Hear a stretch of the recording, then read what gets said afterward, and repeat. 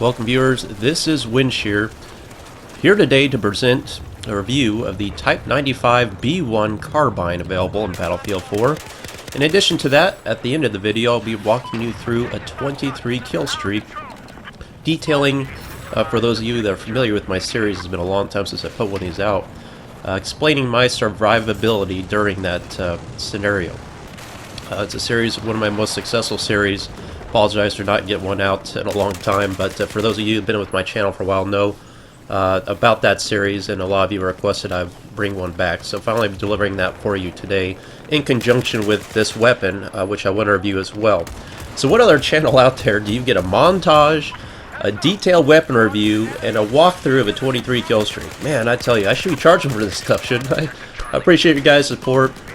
I know the Battlefield 4 gameplay as a whole right now is, the interest as a whole is probably waning a little bit, but like I said, I do this for you guys. I know there's still a big following with this game. It's still a great game. I really do enjoy it very much, playing this game, and I reflect that in the passion of my videos and just the commentary that I produce for you guys. So again, thanks for watching. I flashed up the stats there, didn't even mention it. That's courtesy of Synthic. Again, stats, this is a weapon, in my opinion, that stats are completely irrelevant. It's about how the weapon feels in your hands, about how you use it on the battlefield, and how effective you are with it. This is a classic example of this weapon's viability on the battlefield. Look at these range shots. I mean, this thing only fires 650 rounds per minute. The only attachment I run on this thing is a vertical grip because I have the tendency to strafe when I fire. So I mitigate my aiming down sight spread while moving with that vertical grip. I run no barrel attachment on this weapon whatsoever, but you know, with these abysmal stats on it, I will tell you right now, this weapon's completely deadly if used correctly in a tactical engagement. Is this like a good TDM weapon? Probably not. It's not going to go toe-to-toe against the overpowered assault class, in my opinion, which is just geared specifically for those game modes. But game modes like Conquest or Rush or something where you got some room to breathe, where you can use tactics and situational awareness to your advantage. I don't know what's going on. There's some kind of visible wall there. Those bullets should register much earlier. But where you have some room to breathe and where you're on conquest type game modes, you know, large scale maps, this weapon's incredible. Really good carbine. I've argued before in the video I put out a long time ago on Battlefield 4, the carbification of Battlefield 4, where I really didn't like the direction where they allowed carbines to essentially be an all-kit weapon. I think they're too effective, and arguably I think carbines are more effective than many of the PDWs that are the weapon-specific class variant for the engineer in Battlefield 4. Never really liked that. This carbine's never felt too good to me. Yep, teabags are in effect, as always. Appreciate the comments. And G18, great sidearm as well. So about this weapon as a whole. Like I say, it's good for these kind of engagements. I go full auto with this thing so many times, and I don't worry about the spread. Right there, notice that mobility hit. You'll see me mention this a couple times, and particularly in the survivability portion of the video. Complementing your engineer loadout. If you have an AA mine and an RPG in your other slot, now you can deal with air threats, and you can deal with ground threats. And so many times, again, look at these range shots. So many times throwing out that AA mine will allow you to get that instant mobility hit on an attack chopper, and then you can follow up with the easy RPG shot as they essentially lose power and fall right before you. So I'm just, you know, that's the tactic that I've been using. It's working very well for me, and I'm pretty bad with RPG shots. I know I showcase them in my montages, but trust me, I tend to make the hard shots and miss the easy shots so many times this game. I can't explain it. It's inexplicable. It's frustrating. But it will work for you guys, trust me. If you run the AA mine, a helicopter or aircraft comes strafing you, pull that thing out, it's got a limited range. They can't even avoid it. It hits them, it basically somewhat disables them. It gets that critical mobility hit. Then whip out your RPG, your small, whatever, your law, and you should be able to make that.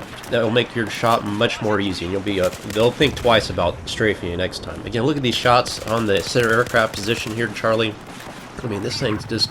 a carbine should not have this kind of range, and I'll hit this home last time with a couple more clips, and then I'm going to move into survivability and go right into that. Again, it's a 23 kill streak. I'll talk you through, I'll stop the footage, I'll slow the footage down, I'll break it down, and sit tight because we got a lot of information to cover in that kill streak. It will be a Huron Naval Strike map, and it's some good gameplay. Again, This weapon, I just find it viable in a host of its situations. Again, just primarily stay away from, you know, ultra CQB positions, but it can still hold its own quite well. But I go full auto with this thing, and then I burst at long ranges, as you've seen. I try to burst it, just tap fire a little bit to enhance the accuracy of the weapon. Maybe you guys have some recommendations for barrel attachments, but lately I found this everything, excuse me, to be really reducing the effectiveness of weapons. Heavy barrel, just increasing your recoil too much for what you get out of it. Muzzle brake, reducing your spread too much. So this seems to me like, yeah, even compensator too. Just anything you throw on there, the negative effects of the weapon attachment reduce the overall effectiveness of the weapon. It's just not worth your time to throw anything on there other than maybe a suppressor. That kind of seems to be the, to quote a word from Destiny that we've been using a lot, that seems to be the meta today with the setup of weapons. One more clip here I'll show you just to hit it home is me versus a sniper on this map. I'll freeze the frame. You can just see the range example again. And again, just look at the versatility of this weapon. I mean, just guys flanking, running, close to medium range, and then extreme long range. This weapon, as a weapon as a whole, dismiss the stats. Again, that's just a classic example why you don't really read too much in the stats. It's about how the weapon performs on Battlefield. It's an overlooked weapon. There's just so many weapons in Battlefield 4. It's easy to overlook these types of weapons and just kind of say, oh, yeah, Type 95, yeah, I know it's there, but I know nothing about it, didn't try it much.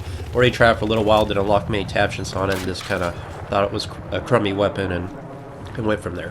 So here it is. Let's drop one more guy here. I'm going to go head-to-head with a sniper. I can see the scope glint. He's got me, and I put him down right here. Look at this range. Wow. Just do a little bit of tap fire and pull off a headshot. I believe I pull a headshot. Maybe I don't. Let's see here. Tap, tap, tap. Nope, no headshot. There you go. I mean, just unbelievable. And the teabag, yep, that's definitely going to pay. So, great weapon here. Without question. An absolute phenomenal weapon. Alright, survivability. Get seated in the classroom, guys. The class is in session. You know how we do it here. This is about playing smartly, knowing your weapon limitations, positioning, knowing when to fire, when not to fire, when to pull back, when to take cover, when to reassess. How do you pull off these 20 plus kill streaks with the weapon only? Call in the nuke, as they say in Call of Duty, right? Well, it doesn't happen here. In Battlefield, we don't have kill streaks. We don't have anything. We have to rely on our weapon, our kit, our strengths, and smart ability. When you take fire, when you get damage here, pulling back, reassessing, using cover, constantly head on a swivel. I've got multiple targets running on this position here, and now I'm going to start breaking down the footage here as I'm kind of warming up in this kill streak because I just killed quite a few people. Look at the mini-map. Picking guys off, another guy here on the hill. That really is easy to take people out when you're up on top of hills. You're a big target up there. I can't hear it. Hostile vehicles been spotted west of Quad.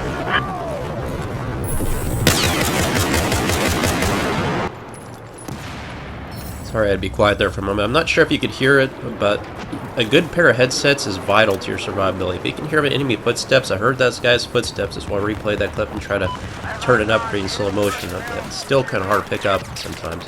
But it's a good example of hearing your opponent. Now right here, cover versus cover fire, use teamwork, reassess. We're pretty much in a stalemate here. I'm getting suppressed, he's getting suppressed. Took a lot of damage. Don't draw it out. I see my teammate, a blueberry there, chasing him. See the minimap? He's chasing that target up there, chasing him around. I'm looking at that terrain. I'm predicting his movement. Predict your target's movements and surprise them. I know he's going to come around this bend right here. So predict your target movement. Use the element of surprise to your advantage. I know he took cover. I know my blueberry there is chasing him. I'm going to meet him head on, surprise him, and fire from the hip. He's a support class player. Recognize that kit. I have 42 rounds. Pick those kits up, recognize the support class player. Hopefully they got ammo equipped. If they're any halfway decent support class player, they will. And switch out your kits and then resupply. I mean, that's the only way you're going to pull off these 20 plus kill streaks in this game. Look at that air-to-air combat up there. I'm throwing out the mine real quick, hoping to get a piece of that action. I mean, just the scale of the combat sometimes. We're in a world of our own down here. Little infantry combat, but every now and then you just look up and you just see the air-to-air combat up there. It's just this game hits at home so hard sometimes. It's the beauty of the battle. I mean, it's just the scale cannot be replicated by any other game. It's just beautiful sometimes. Again, seeing a guy there prone on the objective, easy kill there. Typically don't recommend laying down prone trying to capture a position. You're just too vulnerable, particularly in the middle of the map. I don't know why that guy was right next to the flag. That never sit next to the flag. I mean, we have this whole position here to capture. Recognize this icon, skull and crossbones. That's the likelihood of an enemy combatant nearby. If there's a dead body, chances are if there's a murder victim, chances are there's a murderer nearby. So it kind of just, I didn't know that guy was there. I was just kind of scoping down, maybe thinking somehow I'll go around that corner again. It's not psychic, it's just, you know, using the facts, using intelligence, thinking that predicting an enemy, and I was right that time. Here's another example of me again. Before I do that, okay, support guy to spawn obby. I don't know this guy, but prompt your randoms in your squad with in-game chat requests. It may surprise you when they actually reciprocate. If you ask them for ammo and they give it to you, make sure you thank them. I mean, this is professionalism here in the battlefield. So here's another example again of that combination kit, which I was able to resupply thanks to my support friendly there. Throw out my AA mine. It's a one-time guaranteed mobility hit. If they are in range, they cannot counter this. And look how quickly the hit, the damage, they're going down. Now I missed my shot because I'm terrible at easy shots, and he crashes right into the water. He cannot recover. I don't see many people employ this tactic. It is absolutely vital.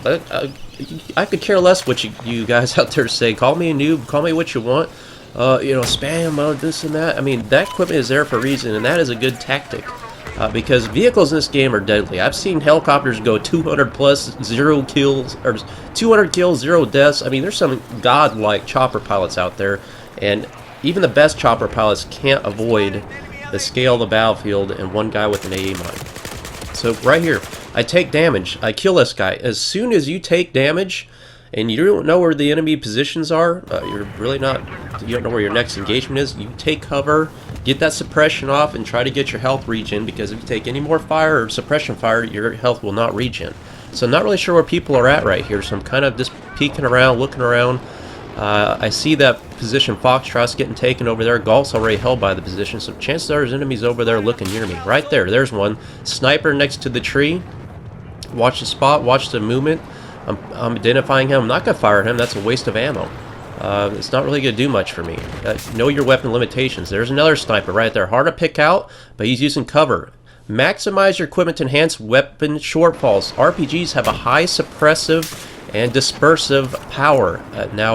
A small would be better in this case because it shoots pretty much a straight line. But notice how this guy is heavily suppressed, and he just starts running now after I shoot 2 RPGs at him. Now I have the advantage, having forced a sniper flee. Remember, it's more sporting to shoot a moving target as opposed to a stationary target. So he is completely suppressed. I solicited, looks like some help fire from maybe a vehicle out there, and I put him down. Good kill. Move up here again, recess. Get up on defensive position on Echo. I notice a boat moving up here. Again, I want to be behind this wall. Always shoot RPGs behind cover. Boats are deadly, but they're a high-value target. You know what I mean? Quad kill equals beast kill. It's always good to see a quad kill in the feed. Nice RPG. RPGs are just, I mean, this is why you play Engineer, particularly on Conquest. You almost have to play this class. I've gotten away from support and everything else lately because I've just found out the vehicle spam, and I'll probably make a video about this next time. I think vehicles are just too good in Battlefield. I really do. They're too effective. So you have to be an engineer in order to stem the vehicle ramrod effect. So next, what am I doing now? Look at this. Look at the minimap. We have lost the last 2 positions right in front of me. It's all left. So take time to assess the battlefield, direct your team, spot your team, gather intel, and you don't need to just Rambo into the last 2 positions. I've got a fortified defensive position here. I can see where the enemy's at. I can let them come to me. Why do we need to run off and try to capture an impossible game of capturing all the flags? This is what you ideally want to have. All the flags except the last 2, which are right in front of you. Let them come to you. They're at the disadvantage.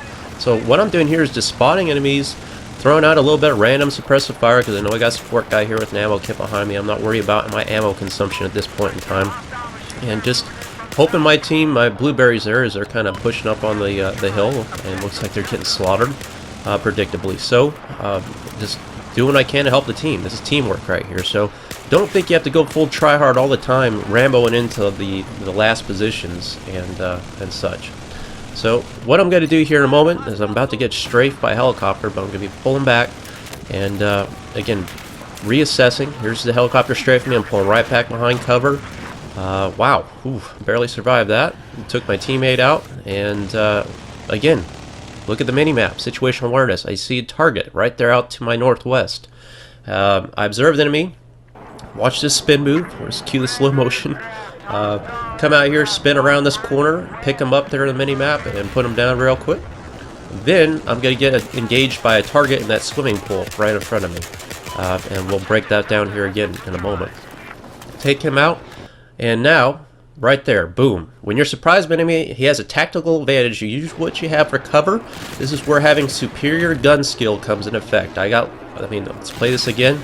Again, full auto, headshot, put him down. Or was that? No headshot. Okay. Again, he should have won that engagement. I got lucky there, but again, that's where your skill comes into play, knowing your weapon, and I kind of sidestepped into that cover, threw off his aim for a moment, sidestepped out of it, and finished him off. So I'm kind of pulling back here, pushing back into the objective, looking around, surveying what's going to happen next, gathering intel. And right here, okay. Might be tempting to hop into this vehicle, right? See it, it's vacant, it's white, but a vehicle on fire is subject to explosion at any moment, and it's an unnecessary risk to hop in there, so resist that urge to jump in that vehicle. I took some fire there from, looks like position Foxtrot still. I'm still getting fired on. So, I mean, this team's after me.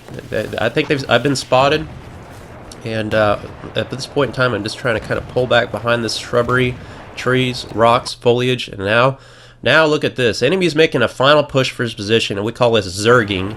Identify the push and hold the line and hold your fire until you're confident you can make a kill.